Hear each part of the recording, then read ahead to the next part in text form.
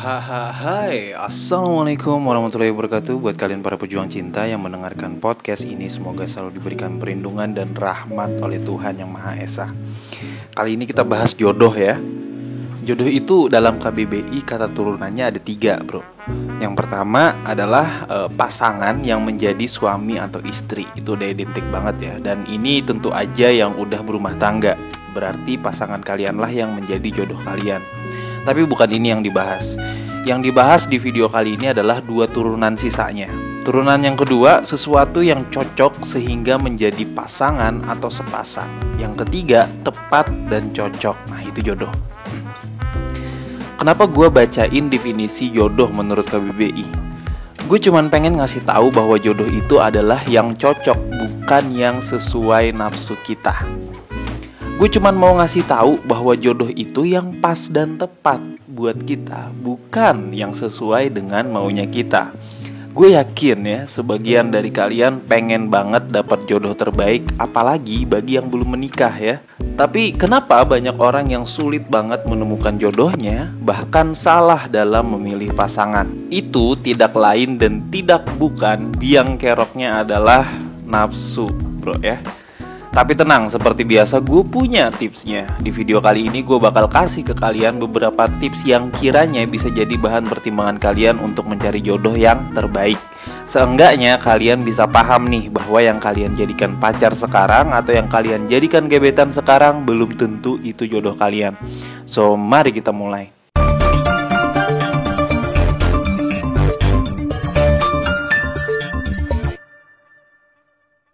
Jadi video ini khusus bagi kalian yang masih belum pacaran atau yang udah pacaran. Bagi yang udah menikah, gue saranin skip aja karena kalian wajib mensyukuri pasangan hidup kalian sekarang.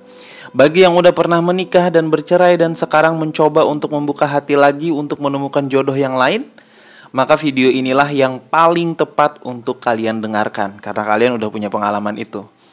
Tips paling ampuh menemukan jodoh terbaik anti mainstream yang gak akan kalian temukan di artikel dan channel lain. Kayaknya. Yang pertama, pahami kekurangan. Gak sedikit dari kita yang sulit banget memahami kekurangan kita.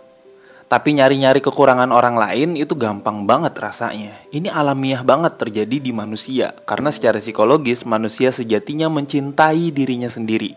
Sehingga menciptakan mind blocking bahwa dirinya itu lebih banyak kelebihannya. Bahkan jika dia mau mengakui kekurangannya, kekurangan itu harusnya dimiliki oleh semua orang juga. Artinya minta diwajarkan. Pada ngerasa kayak gitu nggak? Pada relate nggak? Ya sama, gue juga kayak gitu karena gue juga manusia sama seperti kalian. Makanya penting banget bagi kita buat memahami kekurangan kita.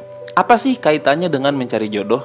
Dari beberapa kasus yang pernah gue tangani soal rumah tangga tentunya, dan beberapa curhatan yang gue denger dari pelaku-pelaku divorce, masalah yang mereka alami gak jauh-jauh ya dari kekurangan pasangan.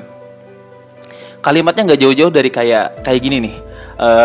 Dia tuh orangnya gini ya, gak pernah berubah. Aku tuh udah ngasih tahu dia berkali-kali, tapi dia tetap aja kayak gitu. Padahal dulu mah enggak. Dia tetap aja melakukan hal ini dan itu. Dan kalau misalkan aku ngasih saran dikit aja tuh dia langsung marah-marah banget. Gini-gini dan ini dan itunya, itu kalian paham lah ya. Gue males bikin contohnya. Intinya berkaitan dengan kekurangan pasangan. Buat kalian yang masih belum berpacaran atau belum merasakan yang namanya rumah tangga, mungkin rada asing dengan keluhan ini. Karena masih bucin-bucinnya tuh. Karena gebetan kalian pasti akan bilang, aku akan menerima kamu apa adanya, aku akan menerima kekurangan kamu. Ya iyalah, kalian belum ditimpa masalah yang besar. Nah, sebelum itu terjadi ya, dan kalian berusaha untuk mendapatkan jodoh yang terbaik, pahami kekurangan kalian. Bukan nyuruh orang yang memahami kekurangan kalian. Ini kebalik nih, dan sering banget terjadi.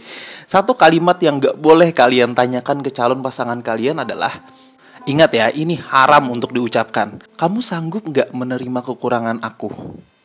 Pertanyaan ini sering diucapkan oleh cewek dan bahkan cowok. Pertanyaan yang terlalu pengecut dan sangat merugikan bagi orang lain, bahkan diri sendiri. Cewek aja kalau misalkan keluar pertanyaan kayak gini, pasti gue omelin. Apalagi kita para cowok yang nanya pertanyaan yang terlalu feminim ini.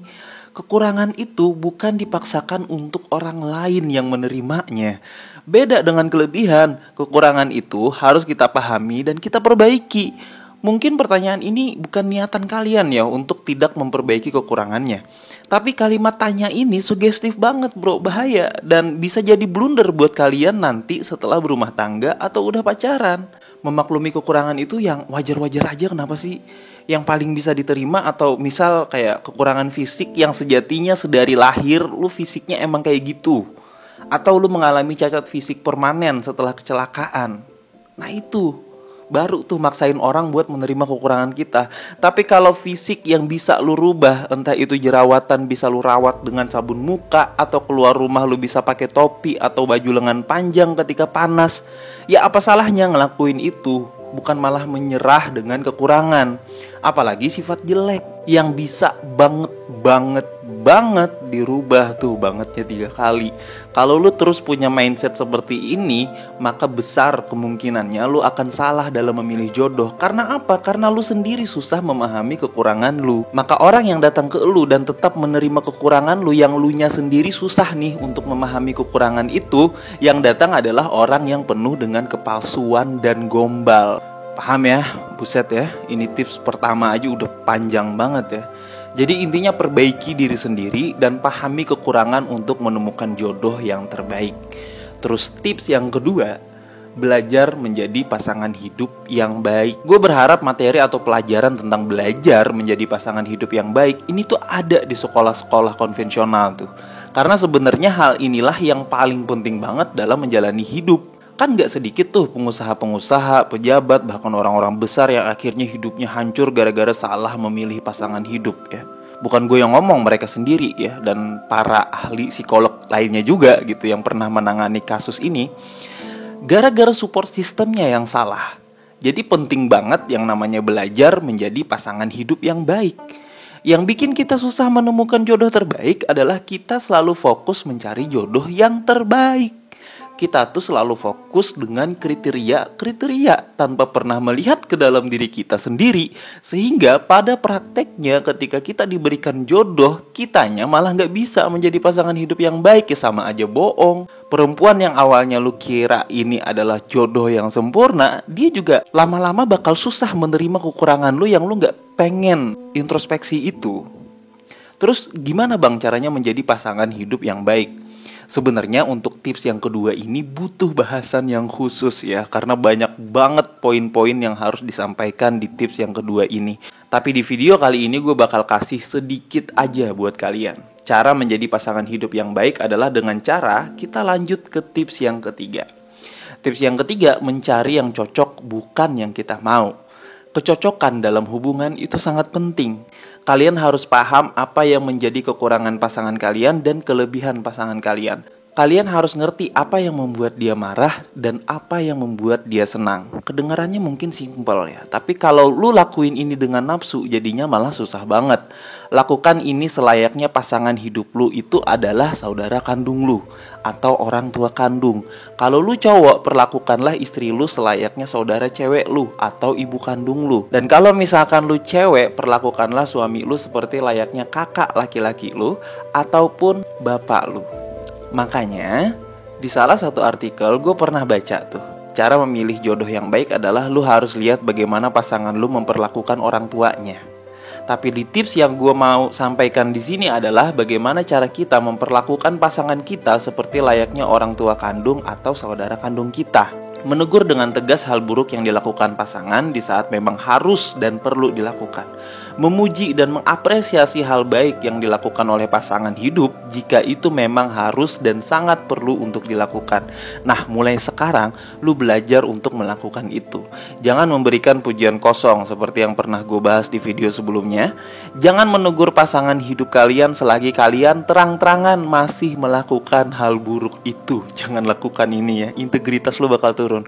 Dan ini banyak banget variabelnya, tapi secara garis besarnya, belajar menjadi pasangan hidup yang baik adalah berusaha untuk mencocokkan diri masing-masing dengan cara yang seperti gue sebutin tadi. Terus yang keempat, mengakui nafsu diri sendiri. Nah, tips yang keempat ini adalah tips yang paling signifikan dan berpengaruh untuk menentukan apakah kita akan menemukan jodoh yang baik atau malah salah pilih. Selagi lu belum mengakui nafsu lu sendiri, lu bakal susah untuk menemukan jodoh yang terbaik. Karena kebanyakan yang gue lihat dalam hal mencari jodoh atau dalam suatu hubungan, kebanyakan dari kita itu susah mengakui bahwa itu hanyalah nafsu. Sebelum menikah nih, secara fitrah, hati nurani lu tuh udah bilang, nih cewek gak cocok buat gua, ini cewek kayaknya toksik banget buat gua, gara-gara dia nih gue malah gak jadi diri sendiri, ya. Nih cewek kayaknya mau menang sendiri dan gak mau dibimbing. Gue ngerasa banyak ngebatinnya ketika ngejalanin hubungan sama dia. Ironisnya adalah ketika temen lu yang masih punya logika nih, yang gak terjebak dalam bucin seperti yang lu alami, ketika temen lu ngasih tahu lu nya ngeyel dengan bilang bahwa iya bro, gue tahu, tapi gue yakin ini bukan nafsu doang, ini namanya cinta. Gue masih sayang sama dia. Gue tahu dia punya banyak kekurangan, tapi gue masih sayang sama dia. Apalagi sampai ngomong kayak gini ya, lu sih nggak ngalamin apa yang gue alamin. Nanti suatu saat kalau lu ngalamin yang gue alamin, lu juga pasti sama. Dan kalau misalkan temen lu ngalamin apa yang lu alamin dan akhirnya sama, siapa yang mau ngasih tahu? Itu tuh ya, temen lu mumpung dia logikanya lagi bener, logikanya lagi lurus. Karena kalau ketika dia udah bucin juga sama kayak lu, siapa yang ngasih tahu? Justru karena temen lu nggak ngerasain apa yang lu rasain, makanya dia bisa ngasih saran yang rasional. Ketika pasangan lu itu udah gak menghormati lu, dia maunya lu jadi babunya, dia bahasa kasarnya gitu ya. Dia membutuhkan lu ketika ada maunya doang. Dan ketika lu ngebutuhin dia, dianya malah gak ada dan pergi, dan malah nyalah-nyalahin lu. Dan lu tiap hari rasanya ngebatin mulu sama dia. Ini udah ciri-ciri lu gak cocok dan gak jodoh sama dia. Tapi kenapa lu masih mau sama dia? Kenapa lu masih ngotot pengen nikah sama dia? Please bro, akuin aja itu adalah nafsu. Dan tenang aja, ini normal terjadi di manusia. Cuman bedanya ada beberapa manusia yang mampu menekan ego dan nafsunya, yang bukan hanya loss doang. Gue bodo amat mau kekurangan dia kayak gimana kek, mau dia ngelakuin kayak gimana, yang penting gue tetap cinta. Nah itu loss gitu loh, nyerah gitu sama nafsu. Tapi kan di dalam cinta itu ada nafsu bang. Iya, gue tahu di dalam cinta itu ada nafsu, tapi gak semua nafsu itu cinta. Di dalam rumah itu ada kasur, tapi bukan berarti kasur itu rumah. Ini main logika nih. Gue gak bilang nafsunya dihilangkan, tapi ditekan biar logika kita jalan. Itulah yang membedakan kita sama binatang. Binatang nih kalau pengen kawin ya kawin aja, mau di pinggir jalan ke, mau sama siapa aja, mau punya anak berapa, bodo amat. Yang penting insting naluriah nafsunya itu tersalurkan. Nah kita kan manusia nih ceritanya, bukan binatang. Jadi jangan pernah berpikir bahwa kita harus mencintai seseorang tanpa alasan. Aku mencintai kamu tanpa alasan, karena kalau aku mencintai kamu dengan alasan, dan jika alasan itu hilang, maka aku gak cinta lagi dong sama kamu. Duh, kedengarannya ya udah kayak romantis banget, kayak film-film India atau drakor-drakor gitu ya. Mulai dari sekarang nih, itu lu rubah. Walaupun yang ngomong itu tuh TikTok, ya. Walaupun lu ketemu kalimat romantis itu di TikTok, ya, jangan jadikan pedoman. Walaupun sejuta atau puluhan juta yang setuju dengan kalimat itu, tetap lu jangan jadiin pedoman. Karena manusia itu mencintai harus punya alasan. Kenapa di Islam para ulama itu nyuruh kita untuk mencintai Nabi Muhammad SAW? Itu mereka lakukan agar kita bisa meniru akhlak beliau. Karena beliau memang akhlaknya baik. Dan bahkan ada beberapa ulama yang bilang dengan kita mencintai Nabi Muhammad dengan bersalawat, maka kita akan diberi syafaat. Tuh, bukankah itu mencintai dengan alasan? Jadi mencintai orang dengan alasan itu akan membantu kita untuk mencintai kepada orang yang tepat. Maka kita akan menemukan jodoh yang tepat. Paham ya? Lakuin aja 4 tips ampuh ini, maka gue yakin secara otomatis jodoh terbaik akan datang ke lu. Dan satu tambahan lagi dari gue, bahwa apapun yang coba ingin kita lakukan yang berhubungan dengan keputusan besar seperti mencari jodoh, libatkan Tuhan di dalamnya. Berikan porsi kepada yang menciptakan kita. Karena yang menciptakan kita yang lebih tahu mana yang terbaik buat kita untuk menentukan hal besar itu. Jadi quotes terakhir dalam video kali ini adalah, ambillah setangkai bunga yang sudah mekar untuk hanya mencium bau wanginya, atau ambillah bibit bunga untuk ditanam dan disiram setiap harinya agar menjadi hiasan dan menemani keindahan hari-hari kita di sepanjang hidup. Semangat para pejuang cinta, tidak ada unsur provokasi dan merendahkan gender tertentu. Semua narasi dan statement dalam video ini bersifat substansial dan kondisional. Semoga bermanfaat, dan kayaknya ini video paling panjang deh. Jangan lupa bahagia.